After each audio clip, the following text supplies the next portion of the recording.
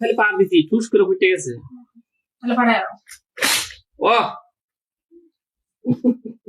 ভালোই তো। দাও দাও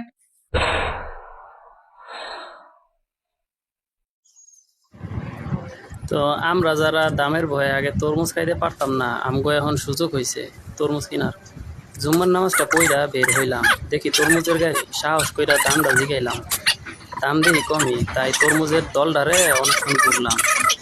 চোখের পছন্দই আসল পছন্দ, বুঝলেন?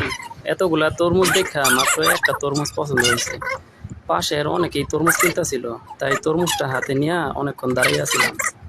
তো যাই হোক, বাসায় আইসা তরমুজটা কাটলাম। দেখলেনি তো, পার দিছি আর ঠুস কইরা ফুটে গেছে। তো কেনার সময় যা দেখে তরমুজ কিনবেন, তরমুজের দুই পাশে, আচ্ছা আমি জানি আপনারা সবাই তরমুজের রং চিনেন, তো তরমুজের রং আর কেউ চিনেন লাগবে না। দুইটা জিনিস দেখতে হইব, দুই সাইডে, মানে তরমুজের বুটা আর ফুলের সাইড। বুটাটা ভালোভাবে দেখবেন, পুরা তরমুজের দলের মধ্যে সবচেয়ে চিকন বুটা যেটার, সেইটা কিনবেন। আর ফুলটা শুকাইয়া ওই জায়গাটা ফাইটে গেছে দেখবেন।